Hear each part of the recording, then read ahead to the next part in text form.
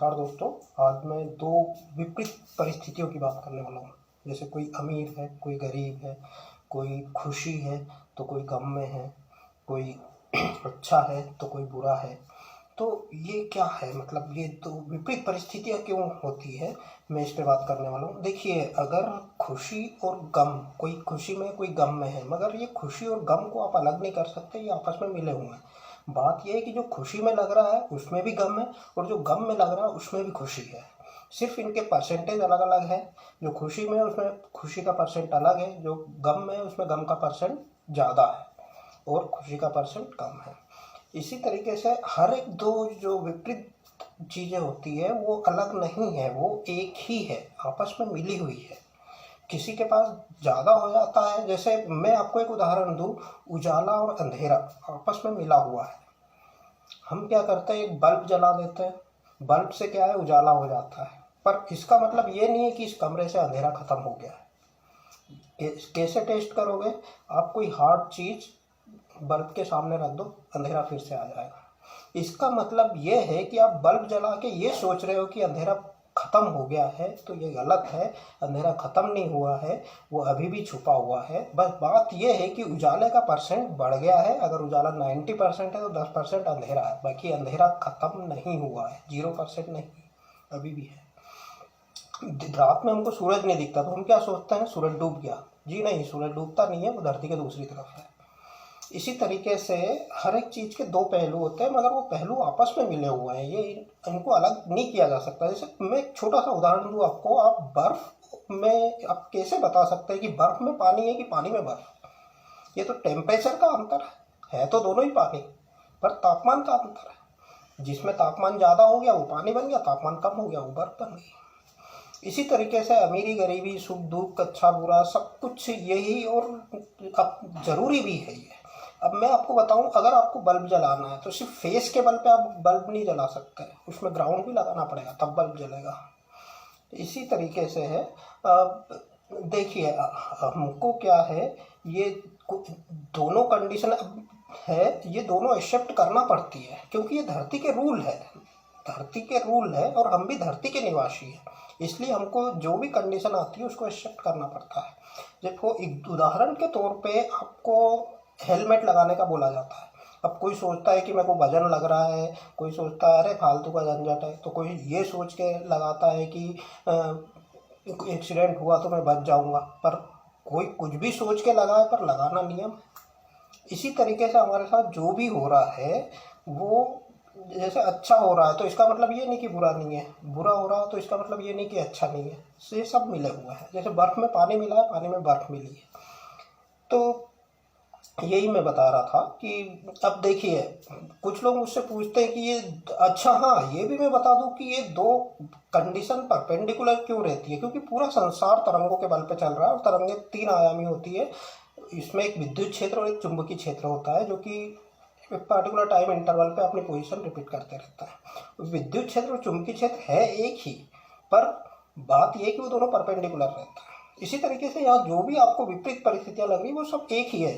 जैसे सिक्का है, सिक्के में हेड भी है टेल भी है, पर होता ये है, देखिए होता ये है कि हमको हेड पसंद है तो हम हेड ही हेड देखते रहते हैं, और एक कंडीशन ऐसी आती है कि हम भूल जाते हैं कि सिक्के में टेल भी है, या कभी भी ये सिक्का पलट सकता है और हमको टेल भी देखना पड़ सकती है। वो है, पर आप उसको भूल चुके हो कि इस सिक्के में टेल भी थी, क्योंकि आपको हेड देखने की आदत है।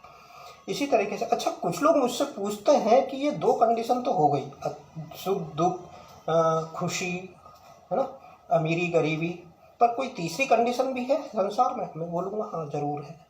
वो तीसरी कंडीशन ये है कि ये जो भी आपके साथ हो रहा है उसको एक रूल मान के एक्सेप्ट करो कि हम धरती के निवासी हैं और धरती पे जो भी हो रहा है वो हमें एक्सेप्ट करना पड़ेगा। कैसे, जैसे आप खाना खा रहे हो, ये सोच के मत खाओ कि आप टेस्ट अच्छा इसलिए खा रहे हो, आप ये सोच के खाओ कि आपको पेट भरना है, क्योंकि टेस्ट के चक्कर में पड़े तो टेस्ट तो हज़ारों है, क्या क्या खाओगे। तो ये है कि आप में अगर अच्छा है तो भी आप घमंड नहीं करोगे, आप खुश है तो आप घमंड नहीं करोगे, आप दुखी हैं तो भी आप नहीं रोएंगे, मतलब हर कंडीशन में आप एक जैसे बने रहोगे। तो अभी मैंने जो उदाहरण बताया था पानी का और बर्फ़ का, ये तीसरी कंडीशन जो है भाप है, वो भी पानी है। जैसे 3 ऋतुएं होती है, ठंडी, गर्मी और बारिश का। तो ठंडी क्या है? बर्फ है। गर्मी है भाप, और बारिश मतलब पानी है। तो ये तीनों एक ही है, पानी एक ही है, सिर्फ टेम्परेचर का फर्क है। यही मैं आपको बता रहा हूँ कि आप जो भी करो वो ये सोच के करो कि ये धरती का नियम है और हम इससे भाग नहीं सकते। सुख आया तो सुख भी भोगना पड़ेगा, दुख आया तो दुख भी भोगना पड़ेगा, पर उनको इस हिसाब से भोगो। उनको अपने ऊपर मत लो कि मैं बहुत दुखी हूँ, मेरे पास क्या है। उनको इस हिसाब से लो कि ये धरती का नियम है और वो हमको एक्सेप्ट करना पड़ेगा। अगर प्रकृति हमको खुशी दे रही है तो हम खुश होते हैं, प्रकृति हमको गम दे रही है तो हम गम होते हैं। पर ये देना किसका काम है? ये धरती का नियम है जो कि हमारे ऊपर आ रहे हैं, पर हम इनमें बंधे नहीं होना चाहिए। एक उदाहरण देता हूँ कि आप सुख में भी है, दुख में भी है, गरीबी में भी है, अमीरी में भी है, पर आप इन सबसे ऊपर, मतलब आप इनको अपने ऊपर नहीं ले रहे हो कि मैं गरीब हूँ या मैं अमीर हूँ।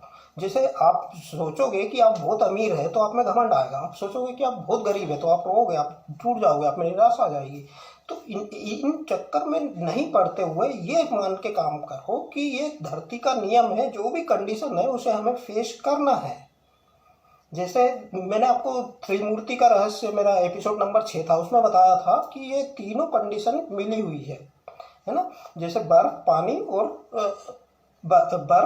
भाप, ये तीनों है पानी ही, मगर उसकी अलग अलग कंडीशंस हैं। इन तीनों को आप अलग नहीं कर सकते।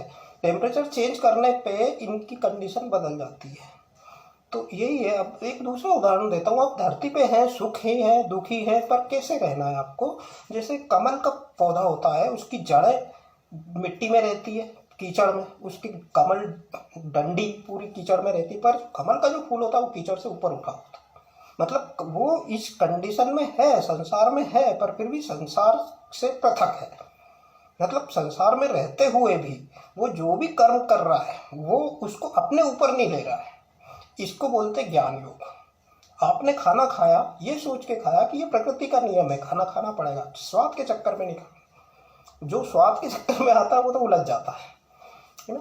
तो यही है, ये ज्ञान योग है। जो मैंने तीसरी कंडीशन बताई कि सब कुछ करो, सुख में दुख में, जो भी आपके साथ फेस हो रहा है उसको फेस करो, पर अपने आप पे मत लो उसको। ये प्रकृति का नियम मान के एक्सेप्ट करो कि ये प्रकृति का नियम है, जैसा प्रकृति करवाएगी वैसा हमको करना है, क्योंकि हम भी प्रकृति का ही हिस्सा है। ये ज्ञान योग है और इस बारे में मैं अगले एपिसोड में बात करूँगा। धन्यवाद।